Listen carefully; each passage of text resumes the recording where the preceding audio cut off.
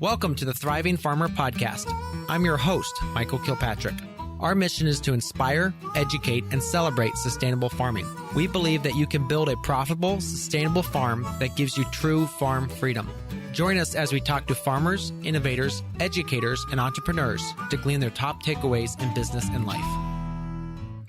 Hey, Thriving Farmers, Michael Kilpatrick here with yet another episode of the Thriving Farmer Podcast. And today my guest is Hanna Eisloeffel, who is from Table Bluff Farms. And Hanna, why don't you tell us a little bit where you're located? Hi, so we're in Northern California in Humboldt County, so the town of Loleta. And we're out on Table Bluff Road there, just about a mile down the road. And so we are in between the mouth of the Eel River, the Humboldt Bay National Wildlife Refuge, and the Pacific Ocean. So it's kind of a really beautiful and unique spot.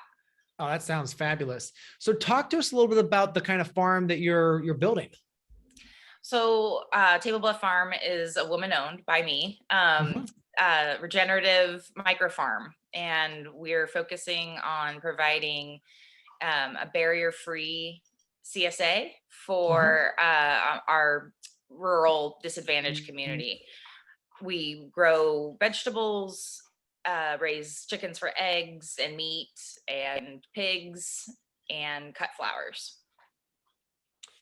Very cool. And so talk to us a little bit about we'll get into that. So let's talk about the overarching aspects of the farm. Is like, how big is it, and kind of like your growing methods? Okay. Yeah. So we're 2 acres at the Table Bluff site. And this last year, we just started renting acreage in the nearby town of Fortuna. Okay. Where we had our first pumpkin patch and stuff over there. And we have all our chickens over there now. But here at the farm where we grow all the vegetables for the CSA and everything, we have 2 greenhouses. One we got through the CDFA NRCS EQUIP grant. So we were able to get a 30 by 96 greenhouse. And that's where we were able to, of course, we didn't start out that way. We started out with an overgrown horse pasture, and blackberry and trees that we've had to take out. And but at this point now we have this greenhouse, high tunnel. It's 22 feet high at the crux of it up there. And then we just invested in a, I guess it's 20 by 76, lower tunnel kind of greenhouse. So we just started with that, and everything else we grow outside. And we also have a mandala garden that is where our flowers grow. So it's a garden with 5 concentric circles with pathways in between all of it. And we grow dahlias, snapdragons, zinnias, gladiolus, sunflowers, and other things.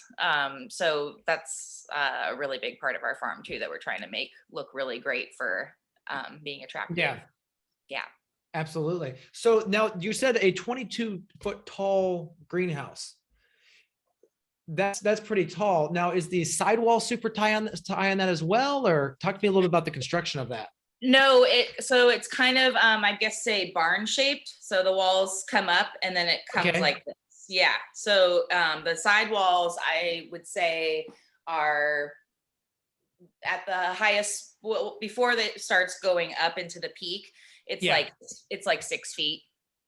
Gotcha. Okay. But all so right. when you're in there, it just allows for we do a low and lean system, trellis system with our tomatoes. And so having the really high ceiling enables us to grow those plants up really tall, and then kind of shift over the hooks that we have for them.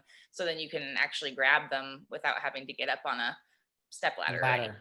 Yeah, exactly. Cool. Now talk to us a little bit about the weather for your area of California.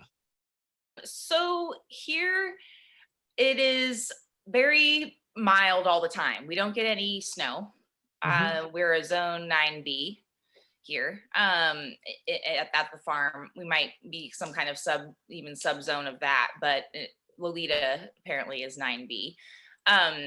So right now we just got a big rainstorm that we've desperately needed in California because of the drought and everything. So that was helpful. But right now it's sunny, with little patches of rain every now and then. Because we're right on the ocean, it's just, I mean, you can see it from here. We definitely get a lot of the like cold winds when there is a storm. And Loleta is notoriously windy anyway up here on the hill. And so that's kind of why we've implemented a couple things to help with that, like our windbreak plants, which are 70 California redwood trees that we've planted. Okay. And so that will really help with the north wind that we get on a pretty consistent basis. Gotcha. And how long would those take to grow up to size? Right now they're about a foot to 2 feet tall. Okay. So because they started from the little saplings. But they're growing actually pretty quick. I think it benefits them all being together like that in a line. They're, such a communal tree. So I think it's at 10, like basically we did all of our calculations for all of the plants that we've planted through our grants through like a 10-year like lens. Okay. Yeah. By then, probably a little bit before then, we'll be able to, because we want them to get to about a foot, or sorry, we want them to grow to about 10 feet. So it grows about a foot a year. It seems like that's the growth rate we seem to be going with. If it quickens, that'd be great. But so about 10 years, then we're going to hedge them at about 10 feet, maybe 12. So it depends. The timeline's kind of variable based on how well they do, because they also took quite a beating when we first planted them, because they're taking all the brunt of the wind. And so, but they've survived and they're growing. Yeah, absolutely. Yeah. Very cool. With that zone 9, so that means like things like dahlias, you just cut back to the ground. You don't have to like pull them up. Exactly. Yeah. We have pulled them up in the past. And because we live so close to the coast, it's nearly impossible to keep them overwintered without getting moldy and damaged that way. So gotcha. We've tried it a bunch of different ways, all the kinds of ways that they say to do it, and it just hasn't worked for us. And so the few bulbs that we accidentally left in the ground, because we planted so many, like we didn't know exactly where they started and ended, they just came back the next year totally fine. So we just kind of took that as the cue that we should try this. We're going to have some stockpiled, some new ones just in case, in order to fill in our mandala garden. And also we have a kind of a big patch of them out in the front of our property. So, we'll definitely, we're not going to try not to put all our eggs in one basket with them, but we'll see, because that would enhance our no-till methodology. Also, we're trying not to till. Removing those big old tubers is pretty, I mean, you have to go pretty deep. So it's kind of resets the whole soil like microbiology that was going on there. That was helpful. Now I'm also scrolling through Instagram here, and pigs. Do you talk to us about the role pigs play? So pigs have been basically we needed our pigs because we wanted to be no-till, but we were faced with a compacted horse pasture that was, like I said, overgrown with blackberry, terrible weeds throughout, not really good. It was a pasture that had a horse in it, but hadn't for 10 years. So it was all overgrown. There were all these bull pine trees growing that are just super acidic for the soil. Just a whole redo needed to be made. And so, but we also wanted to be mainly no-till as much as possible. And so we employed the use of our pigs to basically be biotillers for our spot. And so everywhere that we have a garden or we have things growing in now, all the spaces on the farm, it was tilled by pigs. So, and then we use silage tarps. They're the thick black with maybe the white underneath, kind of panda, but they can just be black too. Pulled over the garden area for I'd say like 6 to 12 weeks, depending on how bad it is or how well the pigs have been able to tear it all up kind of thing. And you won't get nearly the kind of weed grow back that you would when you then go to plant your plants. So it's a really great way that we found. It is more suited for small farms. Otherwise, you're pulling like planets full of plastic, across your whole fields, not as doable. But for someone who is, going under 5 acres and wants to be no-till, it's fantastic. Gotcha. And I'd say for using pigs, you could definitely go much bigger than that, just using them biotilling, because you just would move them along and tear up what you need kind of thing. Yeah. Now, do you bring the chickens in and do all that at all, or is it just pig? Okay. Yeah. So then after the pigs go in, and after they've thoroughly removed all the plant material and everything, the chickens will then go in and they actually eat the whatever little microbes and bugs that are in the pig poop as it decomposes in the soil. So anything that like colonizes the poop but then is like growing, the chickens eat that, kind of cleans up everything. They get all the little last bits, and then they add their fertilizer too to the soil, and as the pigs did. And so then you so it would be then, and then you pull the silage sharps over, and then everything is just laying fallow for 6 to 12 weeks, depending on. And it's also, that other part about silage sharps is sometimes that's too long to wait for folks. And so we're definitely on we're focused on permaculture here, and not necessarily using every square inch for planting crops that will bring in money. It's more of a holistic vision for the farm that's based in permaculture. And so again, that might not be a method that everyone would want to use if they're looking to make some quick cash kind of thing. Exactly. Yeah. Talk to us a bit about your CSA, because you do your CSA a little bit different. How does that help both the business and the community? So we found that our CSA model is really great because we call it barrier free because for 2 reasons. Because we don't require upfront payments, which traditional CSAs do require. Either maybe not the whole season. Some people have payment programs now, but it's usually a chunk of money, a couple $100 to basically reserve your spot in the CSA, and then you pay other chunks as you go along. And it can be anywhere from, in our area, like $500 to $800, or maybe even a little more, based on the CSA knowledge of farms that I have in this area. And that's a big chunk of change. That's my mortgage, like I can't, I wouldn't be able to participate in a CSA if that were the model. Like I have never been able to participate in a CSA because of that factor. So we came up with the model of, and I'm sure other people do it too, but we, just said that this would be the best thing for us is let's just no upfront payments. You just pay $20 a week, and we have a website so you can sign up for auto pay. So people aren't necessarily forgetting. It's like, it's on a auto pay situation.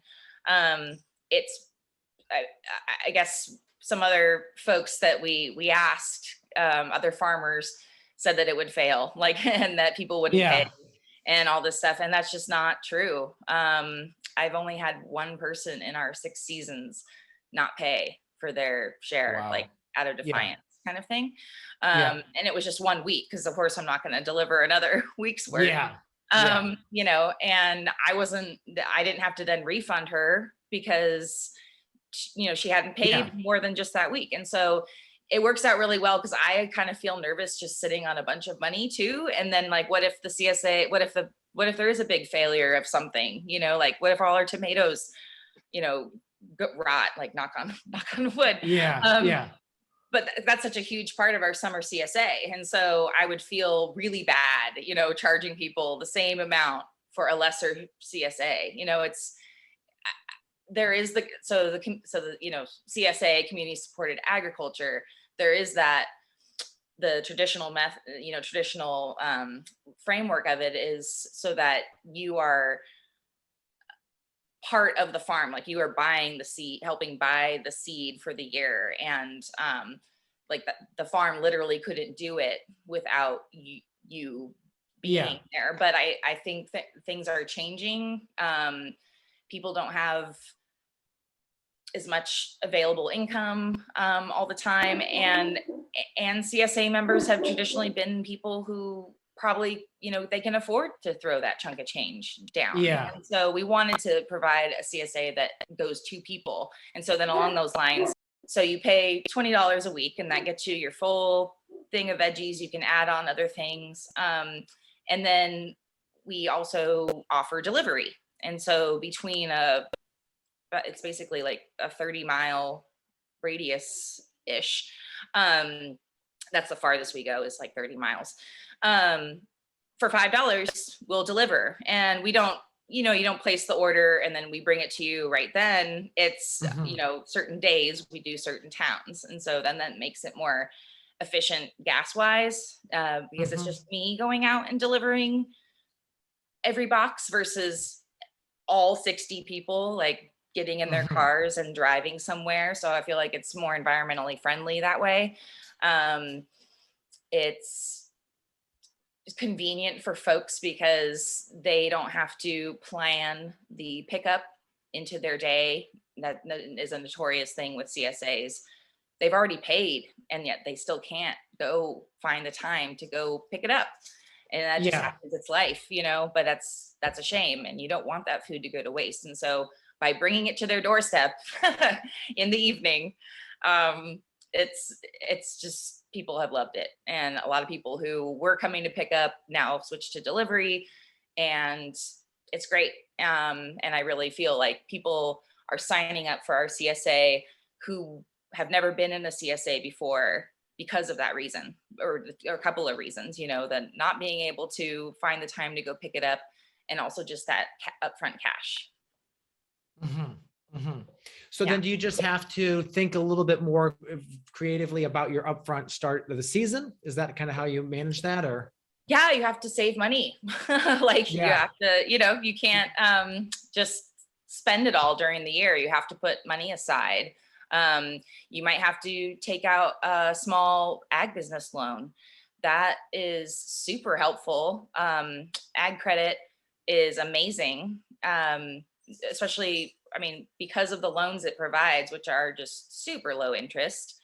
And you could probably even get a lower interest than I have. Just, if you have outstanding credit, you're going to also get, and if if you're making more money than we are, all those things, you'll get even a bigger access to loans. But just us, my small little farm, got a line of credit for $25,000. And that's how I was able to buy that greenhouse, which makes it so that I could double my CSA in the winter, double my membership. And so then that money that I get from that extra, I'm using it to pay back. And it's such a small amount that you need to pay back by the end of the year that it's just, people shouldn't be afraid of taking out an ag business loan, maybe other loans, but not an ag business loan. It's pretty essential.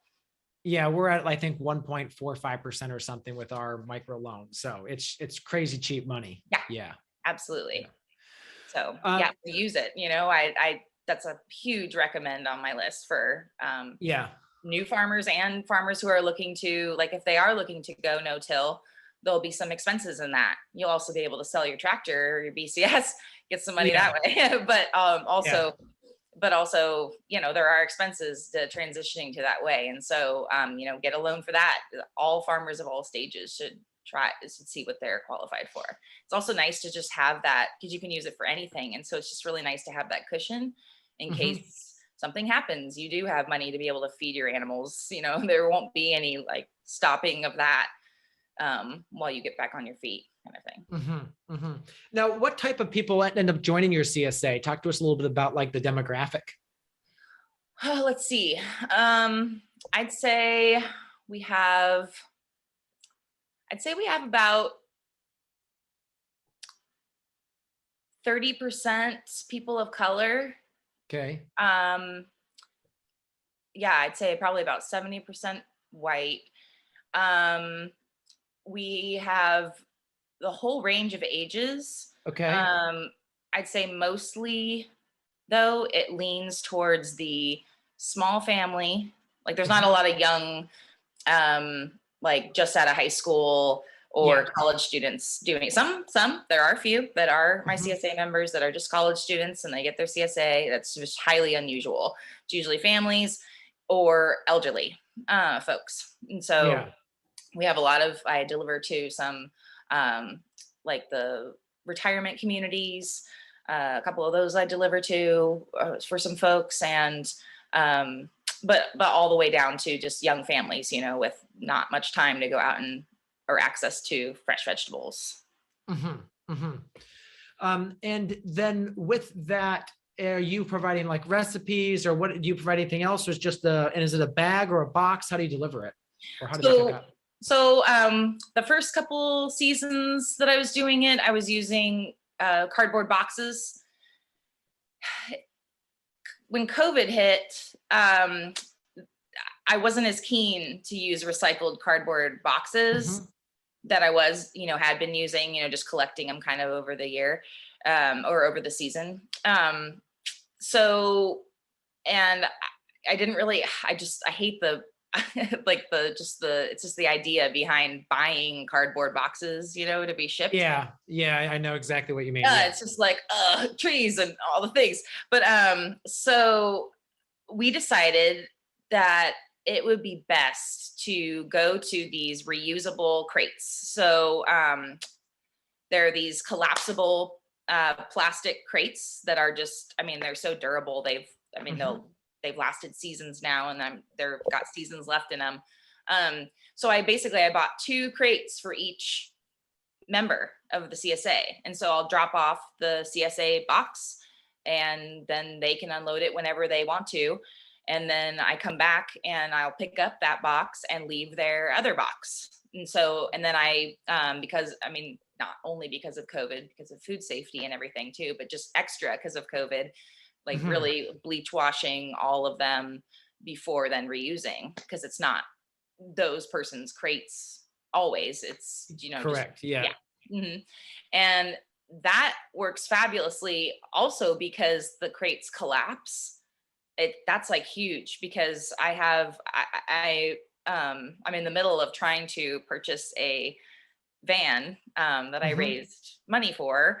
But with the supply chain delays, it's been almost a year since. Oh gosh.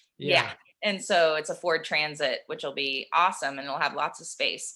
But I've basically been I used a RAV4 and now I'm using a Honda Element like to make these deliveries. And oh man, I cannot like stress enough how awesome the Honda Element is, like even more room than the RAV4 for doing that kind of thing. But anyway, but I do have a limit. It's like 18 people and I can't do any more than that in a run, you know? And so I have to kind of plan that for my days of delivery. So with the van, that'll be amazing. But in the meantime, the collapsible crates have been key, because I don't have full crates full of food and then empty full crates taking up space. It's like just a stack of these collapsed ones. And so that's been awesome. It also feels really good because there's just like essentially no waste. It also, because they're plastic, it also makes it so that I don't use there's hardly any packaging that goes into the boxes. Unless there's things like tomatoes that'll roll around, you know, if they were not in a container of some kind, or apples or peas, you know, things like that. Otherwise, there's no bags. We usually give full heads of lettuce, so there's no bagged lettuce. And so that's just another way that, you know, we are trying to be more environmentally conscious, to not use this bagging that's only used once, you know, kind of thing. Yeah, with this farm, we've done a lot more bagging than we did in our previous businesses, and it's so frustrating. And we're trying to figure it out, but it's kind of tough. No, it is. And I mean, and people love lettuce mixes. We moved away from those just because we were like, I can't, like I was using those biodegradable green bags, and people they just don't like the feel of them. They feel kind of slimy, and I totally get it. And then when you're supposed to eat the stuff that's in it, like I have nothing against these bags for dried goods, but you can't put lettuce in them, and it just kind of ruined it. So yeah. And Yes. people love the full heads because then they can do what they want. They can, they stay fresher when they're the full head than when they've been broken up. I haven't also been touching them as much, which seemed really helpful during COVID times. So it's just a choice we've made. And I feel like people really appreciate not having all this extra stuff, Yeah. Talk to us a little bit about your pumpkin patch, because that seemed to do really well for you this year, and would love to kind of like hear like the behind the scenes of how it happened. Yeah. So we were renting this space over in Fortuna through our friend Keith Winiger, and he's a local rancher. And he's retiring, and so he's looking to still have his land be in use, but him not necessarily using it. And so we converted about 3 acres to 2.5 acres to where our chickens are, built a coop there, and have another small vegetable garden there going now.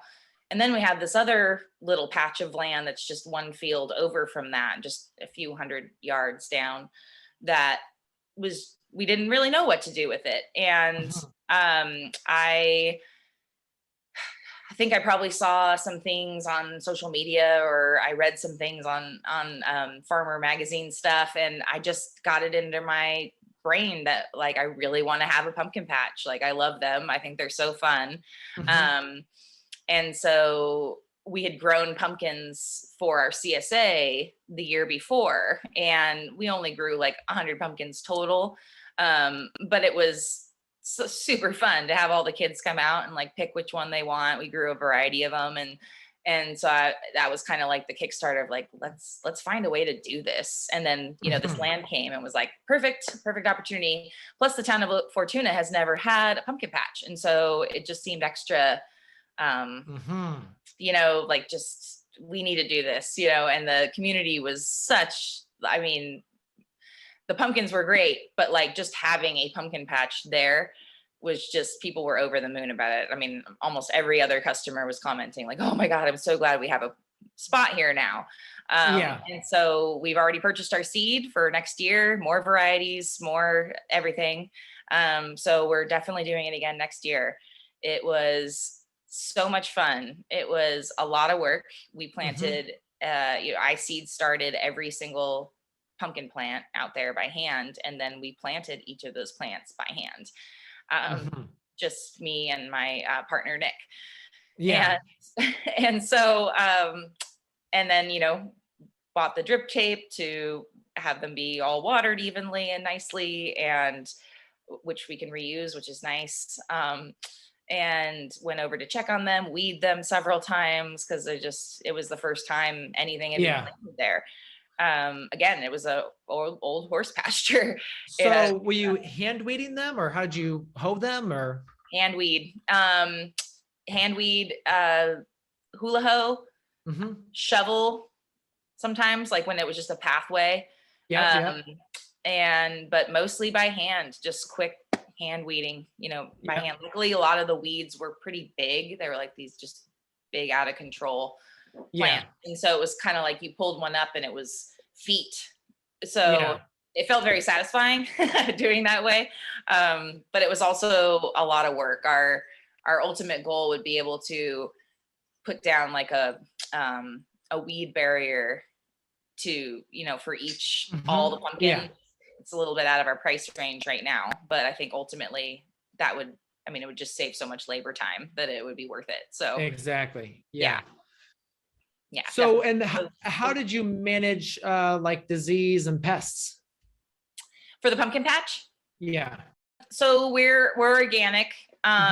So I actually, we didn't have too much of a problem with we did have a gopher problem. We had a major gopher. Yep. We had a major gopher problem. We would, you'd go to pick up a big pumpkin. We even sold one because it was like 30 pounds, and we put it on the scale, and the dad and son took it home, and then they brought it back the next day in a bag, and he's like, you want to show her why we're bringing this pumpkin back? And there's this big gopher hole right through the middle. And so I was like, oh my God, please go pick another pumpkin. Like, we didn't even see it. So yes. They're pretty destructive. And so we've decided for this coming year, we're going to build a couple owl boxes and have them out there to hopefully take care of our gophers in a, very safe, nature-friendly way. Yeah, I'm just looking at your field here, and I'm seeing how clean it is, as well as how the disease. And I think you have a lot drier climate out there, I think, than we do here in the Midwest. Yes, we do. Yeah. And of course the drought has not been helpful also. Yeah. And so if we had done the same thing, if we had tried to have that pumpkin patch here in Loleta, which is it's a 10-minute drive, 12-minute drive. It's 7 miles from here, but it's a little bit inland. The climate's like completely different. It's totally, it's right along the river. Rather, it doesn't get the coastal air as much. I mean, it's still pretty cool. I mean, it's compared to anywhere else that's more inland. But it gets more of that river air. So it's not as like sharp. It doesn't get as cold, I feel like, in the winters as, a little bit further inland. And it gets colder than Loleta does in the winter, but it also gets hotter. It gets, 10 to 20 degrees hotter, just because we get a lot of fog, too, being on the coast. So we will get, it'll be totally socked in fog here. And in Fortuna, it's bright and sunny. And that's usually how it is. It's not the other way around. So I feel like those microclimates, just, even within a 10-mile area are just, when you find them, use them, for what that area is good for. Don't try to plant something just because you really like it in an area that's not going to be able to sustain that very well. So we just felt like, man, this soil is so fertile. We had some other folks who were old timers who would live there, said that, for years it was just cow pasture. And then for more years it was just horse pasture. And I'm just like, oh my God, that's why the pumpkins are so amazing. Yes. So we have to keep applying the compost like we do. Exactly. Because we also applied compost to ours. And so, and we also use this stuff called Wallace's Organic Wonder. And I'm not a promoter of it. Not like an official promoter of it at all, but it's this mycorrhizal powder that you just put like a little, I think it's like a tablespoon every time when you plant the plant, you just put it like in the hole and then plant the plant. Then the guy, Wallace, is like the Atlantic giant pumpkin grower. And so, so he's like, a proponent of this. It's his thing. But, oh man, I feel like it worked, because we could only do like half the field. And so we only were able to do like it on half, and man, that half that got really it. Good. So. Yeah. That's awesome. Yeah. So what were you charging per pound? So we did $1 a pound for all pumpkin varieties. Wow. That's amazing. Which, when you think of it, it was, most people were really happy. We're probably going to change it up a little bit next year. Most people were really happy because they only wanted like kind of a pie pumpkin, or they wanted a decorative pumpkin, or they wanted something small, which they're usually priced per each. And when we weighed them, a pumpkin that I would have charged probably $15 to $20 for really only came out to be $7 or $8. So most people, I would say, were stoked. Then there were the few people who came and, they got a 60-pound pumpkin and it was $60,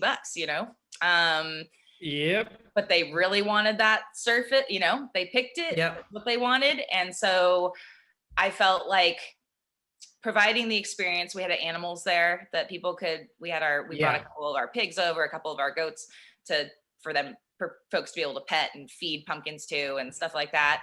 I felt like that, the couple of employees that we hired to help, paying them a living wage, $15 an hour, plus tips, whatever tips that the folks left, plus the work that it takes from April through October. Absolutely. Yeah. Actually March, when you're seed starting. So I felt like it was fair. I looked around at other farms' prices, and I thought that we were probably like right up there at the top of what people were charging. But we were also told that our pumpkins were the best ones they've ever bought.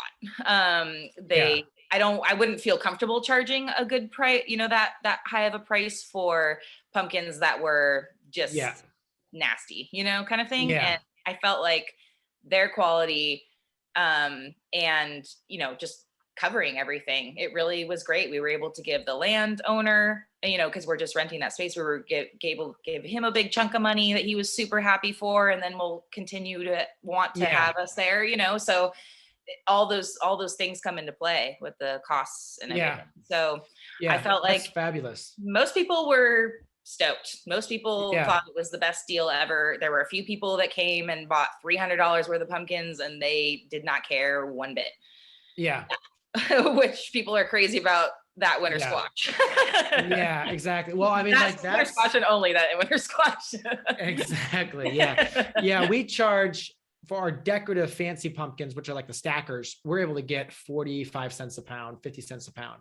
Okay. Yeah. So, but we're in Ohio. We're in this is farm country. So there's a number of, places around us. People did say we were on the cheaper end. But I bet we could have gone higher if we had the experience, because what you did is create an experience. We just had pumpkins in piles because we bring them in, but they went out to the field, there's animals, there's a whole experience. So I think that's why you're able to make that work really well. Hey there, do you grow flowers, or are you interested in adding this exploding enterprise to your farm business? Then jump on over to www.farmsummits.com and drop your email. We're hosting the Thriving Farmer Flower Summit the first weekend in January, and can't wait for you to join us. You'll learn from industry experts and new farmers alike as they share what works, what doesn't, and how to enjoy flowers on a whole new level. Let's move a little bit to your marketing here, because you do a fabulous job with your Instagram. One of the things I love is you do a lot of long form posts. So it's not just like, again, I'm the I snap a picture, I throw it up, but you do really great long things. And then you also do a photo description. Talk to us a little bit about that.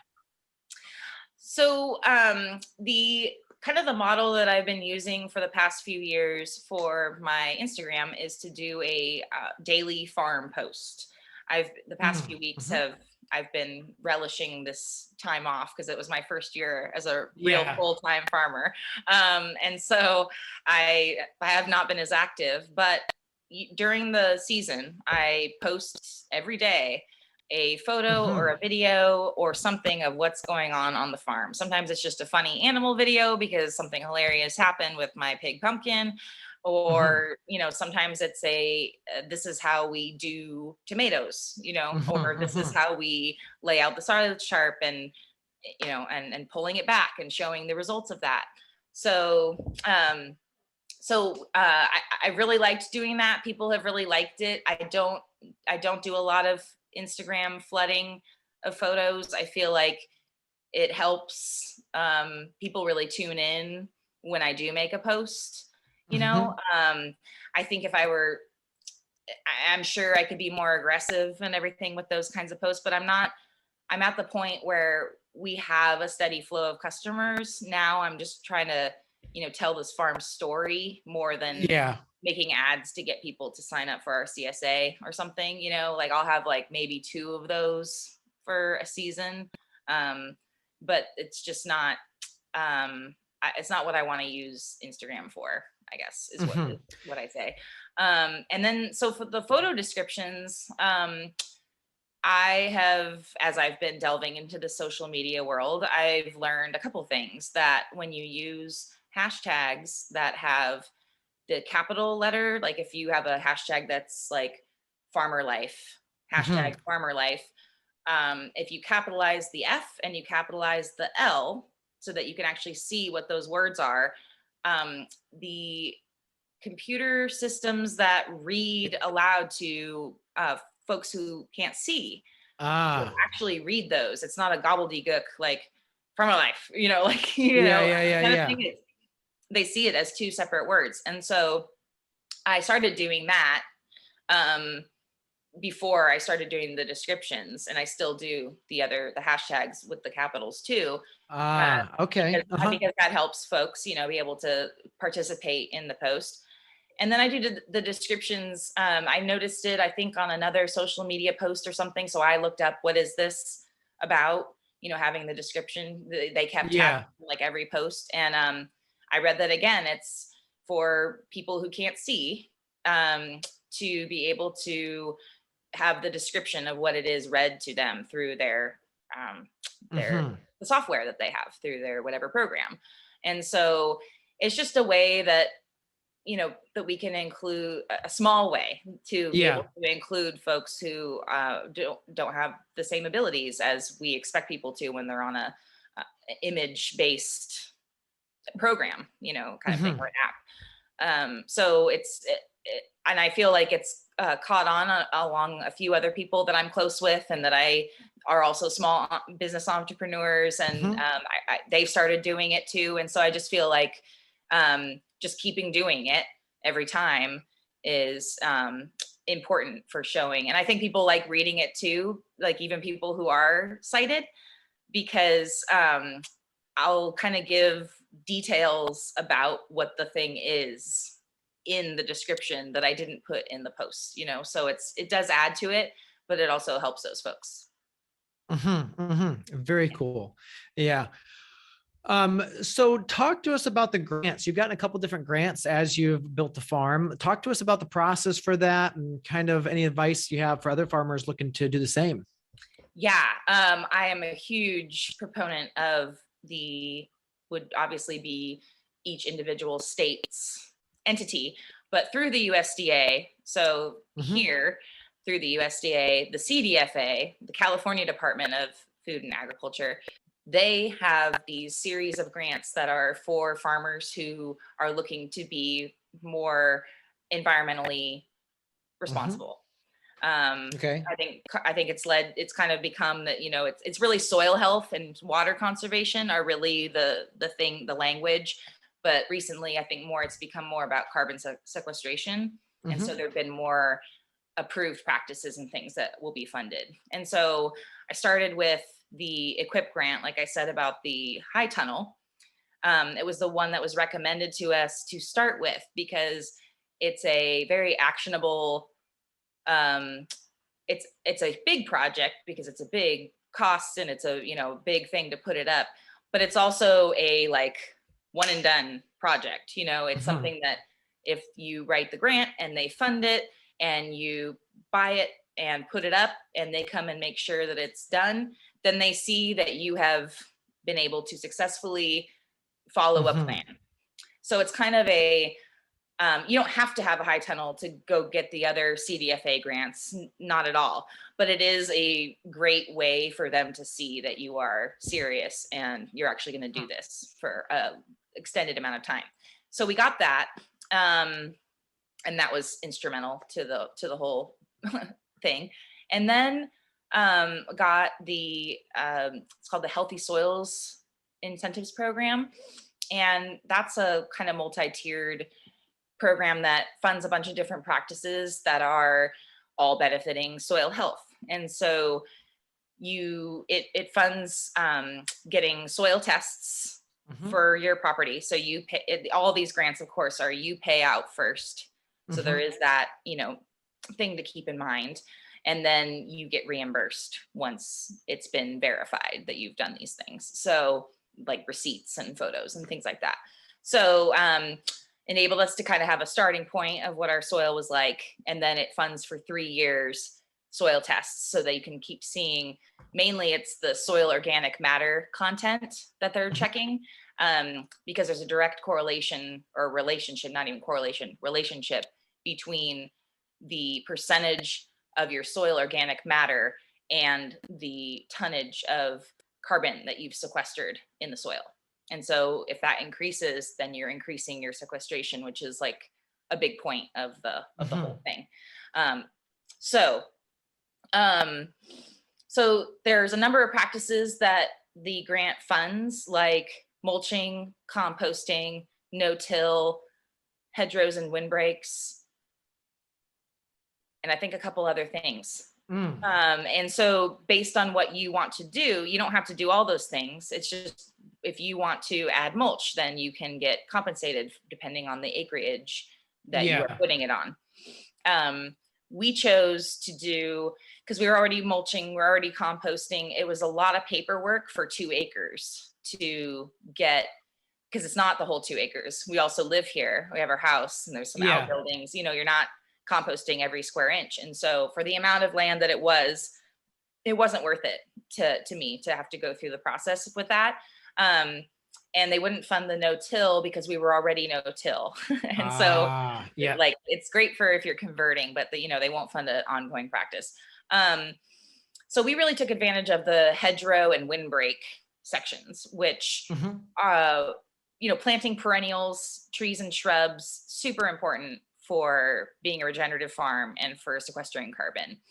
It not only are you not tilling the soil where those plants have now been planted, but every year that they grow, they sequester more carbon out of the air into the soil. So it is a whole, it's a, double-edged sword kind of thing in a good way, of planting these perennial shrubs. And so I picked, I'd say about 15 different native species that I've started planting. I've planted about 240 of them so far, and I have another like 205 plants to plant. Wow. Yeah, by next year. So the plants include those 70 redwood trees I was talking about I think 46 rhododendrons. Different colored rhododendron, because they just grow like crazy here. It's like the perfect climate for them. So everything I chose was not only except for one thing that I planted that was on the list of acceptable plants, but it's not a native here, which is lavender. So I did plant those, but everything else is all native to this area. And so it's all been thriving really well. And the ones that I picked were also pollinating plants. And so, and that's not like a funded thing in the grant. But from the huge list that you have to choose from through the grant, I just picked the ones that are the pollinator plants that also thrive here. And so it's been really nice because it's been, they just naturally have kind of come along, haven't had to do much work besides planting them because they just love this climate. So the calculations are done, I think after 5 years of the plants being in the ground. It's estimated that we'll be sequestering here on the 2 acres 2 tons of carbon a year. Gotcha. Yeah. And so, who knows if we would ever be able to actually figure out exactly what we're doing, but that's based on the practices that we're doing and mostly the planting of those perennial hedges and windbreak. And the hedgerows are also just beautiful, and they provide super important wildlife habitat. We're, like I said, we're permaculture. We know we're going to lose some plants to some birds and, wild things. But that's not going to cause us to go out and spray everything, or cut everything down. It's just a balance that we want, we want to be not one with nature, but we want to be more a part of it and not trying to be against it as we farm, more working with it than against it. Absolutely. Yeah, that's really cool. Yeah, in our area, there's some, it just really depends on the state and even sometimes the county with what they will fund and what they won't fund. Yep. And it's really interesting, like the energy grant, they got to come out and do an audit So you got to have the stuff installed first for them to come out and then look at it and say, okay, yes, your SEER or whatever it is only 9 and we want to go to a 19. Okay, we'll fund that. So it's not like we're going to put this in and we want, so it's really weird how you have to spend money first before they even think about it. I've given you those upgrades, but yeah, it is tough because we had to, I mean, I bought the plants probably, months before I actually planted them in the ground and was able to get photos off and then a check back, from them. So yes, it's definitely a commitment. It's also, just to talk about it, it's also something that we could do because I own the farm and I own this piece of property. I would think someone is the best, most, the biggest benefactor in the world if they were going onto a leased property and planting trees that won't really do anything for 5 years. That's a lot to expect of someone. And so absolutely. Yeah. That's why this was, all those other practices that the grant funds are more in line with someone who, mulching, composting, anyone, anywhere can do that and get the benefit of it, whether you're leasing or not.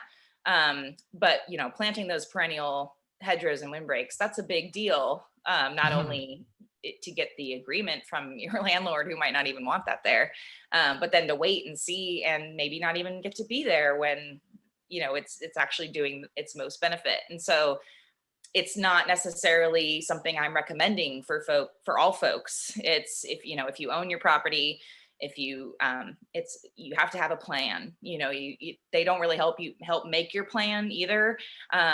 There's groups, if you find them locally, sometimes they know about the grant, so they'll help you with your plan. But you really kind of have to measure your land and how many feet there will be and the area, draw maps. It can be an intensive process, especially for us, just because I was planting like all the cross fences and fences have the hedgerows and it's, all these different species. And so, and the property is just not exactly square and it doesn't actually, it's not obvious. And so it's a in-depth process. And so you do get reimbursed for the cost of the plant, and they give you kind of this one-time incentive payment. So that, because technically you're removing area that could be something that brings in money. By using it, because it has to be 8 feet. It's like 8 feet is a hedgerow. And so you don't just plant like one plant along a line, like layers of plants. And so it can, it's a big project. And so they do give you this one-time incentive, but it's not necessarily going to be worth it to someone who now is losing that production area. And so, but like I said, we're more of the permaculture. We want people to be able to come here and have weddings, like we would love that, to have farm-based weddings, have it be beautiful, have it, lots of pollinators, lots of, we get tons of hummingbirds and lots of bees, and just keep that vibe going. Absolutely. Awesome. Talk to us a little bit about, you've actually hired recently, so you have a part-time employee. Talk to us about that process and kind of how you manage that. Okay. Yeah. So yeah, we hired Courtney, and she has been amazing. She's worked with us since July, and it's been on a part-time basis. She's a mom and of a toddler, and so still taking care of her, especially during COVID times when daycare has been so up in the air. She's fantastic. Every time she comes, she's great. It was hard getting to her. Gotcha. Yeah, we haven't not been through a ton of workers, actually. I think it's only been a couple, because we're just very picky to begin with. But even the best intentioned folks, who have gardens of their own, all these things, are athletes, outside. Farming muscles are different. And the kind of, there's not a lot of coffee breaks, when you're doing a task, you're doing it, and you might be, bent over for hours, doing a particular thing, but you have to get the job done. And so there's some folks who just can't, that's just not in their mind. I'm not saying that they like need to take a lot of coffee breaks, but that's just a totally different lifestyle for them than or work style than they've ever been used to. And so even hard workers, who do hard work in maybe spurts, kind of thing. But farming, it was a lot of times folks came and worked, a 5 to 6 hour day, which is like half of our day, at the minimum. So, and they, say they loved it, go home. And then when the next day came, to come, it was like, oh, I don't think I can, kind of thing. Sore, so, I'd say, okay, well, take a day, see if this is actually what you want to, if you think that you want to do this, because this is basically what it's going to be like, and we try to not have it be where, okay, just go back there and weed like for hours and hours. We try to vary things, like, why don't you stand and seed start, and then once you like go down weed, reach up, do things. We try, but like there's things that have to be done. And so we stuck with it, and we kind of, from the first couple of things not working out, honed in on I think we were a lot looser with like the qualifications. Really honed in on must be able to work 4 or 5 hours of an extended, time. Like definitely get a break. We do not say no water until 2, whatever. The opposite. But still like sustained work. And I think that really helped us, because after we did that, we got Courtney, and she's just worked out great. And so I think we'll stick to that kind of set of qualifications if we decide to hire someone else, which I'm sure we will at some point.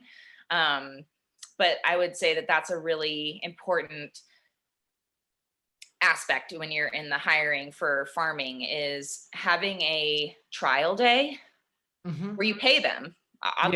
Anytime they come out and work, you're paying, but it's not a for sure. It's not a like, okay, you're hired, here's your first day, there you go. A trial day, maybe even a trial week, just where you're still paying them, but they are not under any kind of like obligation to return other than the times that you're telling them, hey, can you see you tomorrow, kind of thing. Like it's up in the air for them to be able to decide, and for you to be able to decide if they're a good fit. Because I think if I'd had a week, even just a 5-day week kind of thing, I think I would have been able to spot better, instead of going through the whole rigmarole of, okay, you're hired. Oh no. Yes. So and it is tough. Like I've heard that it's one of the hardest things for farms around here to find. I think in the past, a lot of farms have based their labor on volunteer work, and it's, to me, that's just not acceptable. And there's some farms that still do, and not only is it not acceptable, but it's illegal. Even the bright sunny ads for like, come help us pick flowers for this, it's illegal, like technically. So I know no one's like doing it maliciously, but it's a habit that we need to kick, because it is really hard work. People throw their backs into it. Sometimes they throw their backs out of it.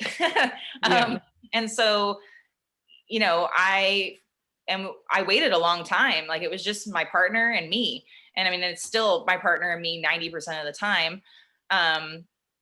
But it was so important to us to be able to provide a living wage. And that just was not possible our first 3 years, of farming.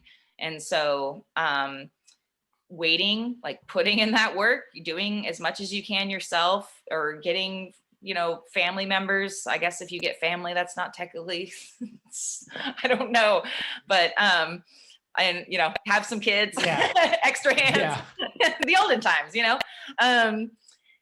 it was just really important to us. Cause I think like, or like a truly regenerative farm is regenerative, like to the environment and in the society also. That's why we provide a low cost delivery CSA with multiple options for being able to get it. We do, I remember you asked a while ago and I never answered you about the recipes. Yes, we do provide recipes every week in our newsletter using the items that they get in the box. And so they get the email on a Monday. I deliver to them by that Monday evening, and Tuesdays and Wednesdays and Thursdays, all my delivery days. So then they have time to get the other ingredients that we don't have, in the box. But I try to use things that are like the primary ingredients are those, Romanesco, garlic, cauliflower, like those kinds of combos that people can use multiple items for in a dish. So, so being, meeting the community where it's at. Like, we are not in a super rich community. It's very rural. It's disadvantaged according to like the USDA. So people aren't going to have those big chunks of money. So if we wanted to be successful and get folks in, we needed to provide a price that was reasonable for them and multiple options of being able to get it besides just coming to pick up at the farm on a certain day or a pickup location somewhere else. And then also being able to provide a fair wage for our workers is super part of that being regenerative. Also, it's not regenerative to leech off of people. And so all those parts are super important to me. So absolutely. Let's wrap up here a little bit. Let's talk a little bit about what's your favorite farm tool? Ooh, that's a good one. Favorite farm tool. Oh, I'd have to say the silage tarp. Okay. Yeah. It's pretty amazing that you can just take a patch of green grass that's thriving and throw a tarp over it people do this accidentally all the time, when they leave out something and it just covers the patch and you pick it up and it's turned yellow in a day. Just leave it there a little longer.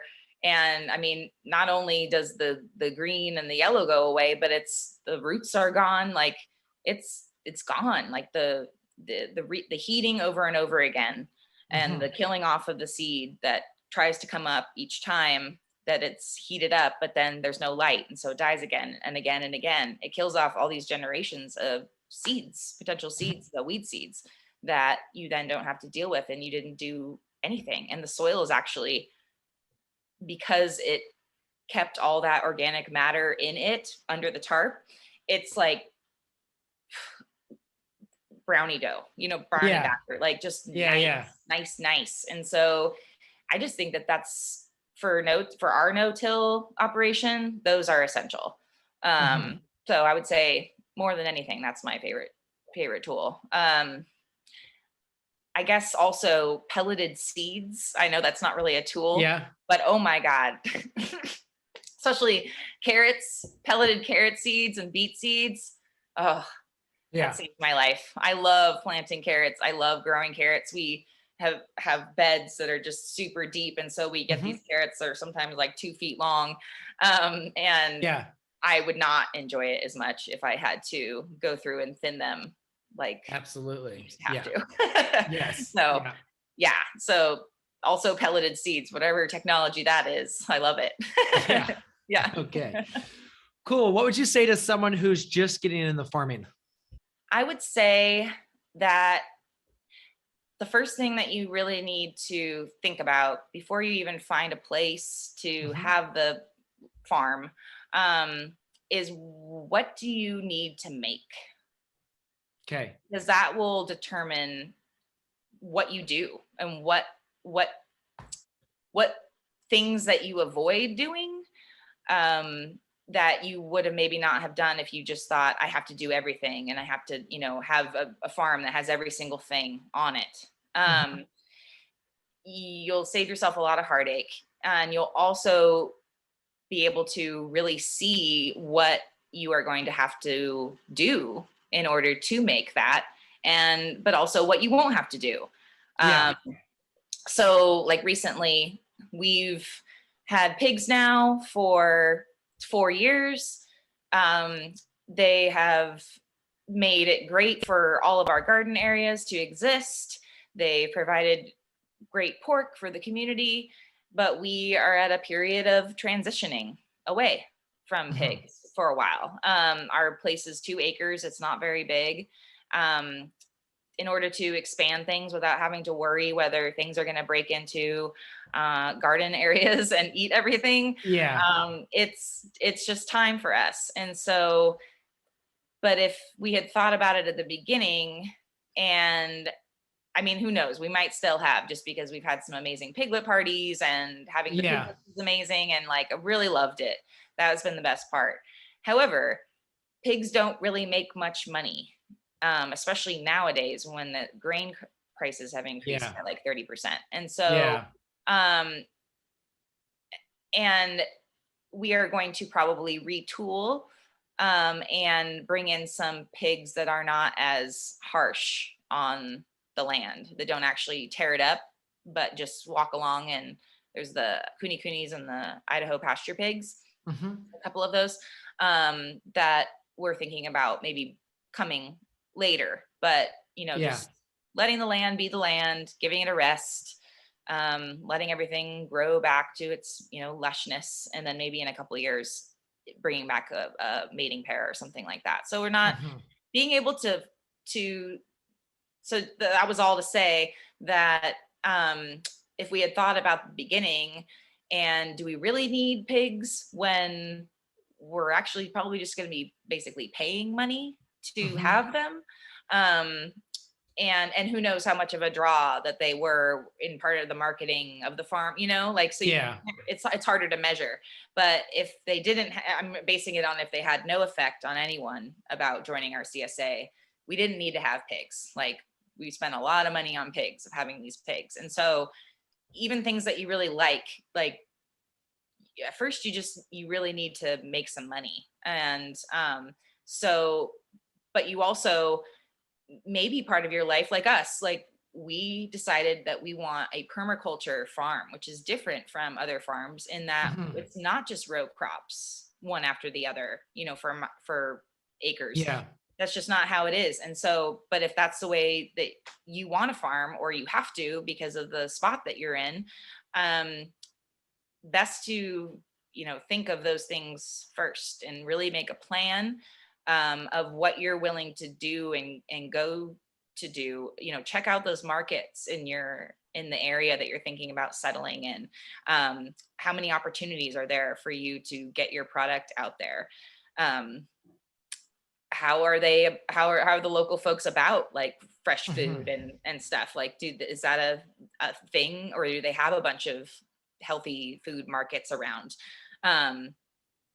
You know, that's all these things of doing research of your area. And then also being willing to, when you do find your spot, be willing to kind of let the climate tell you what you should be focusing on to grow. Like, I know you might be really, really set on growing tomatoes outside, but it's the coast here, and there's just no way that you're going to get tomatoes unless you put them inside. And so unless you're going to get a greenhouse, don't start with tomatoes, you know, that kind of thing. Like I feel like there's the first thing that farmers usually want to do is they want to find a piece of land and just till it from corner to corner.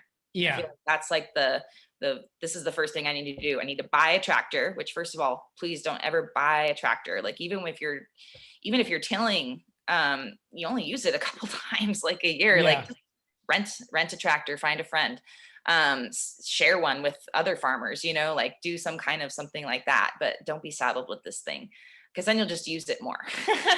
Like, if you have it, you're like, I gotta use it. So like, just really focusing in on, what do I want to do? What exactly do I want to do? What will make me money? Are there already a ton of pig farms around here? Maybe I don't want to just join the ranks of a bunch of other, you know, now I'm the 20th pig farm that is now in this area. You know, maybe your area that you want to be in doesn't have something, you know, like that's kind of how we thought with the pumpkin patch, is like, it doesn't have one. And so that would probably be a really great versus any other thing we probably could have planted there.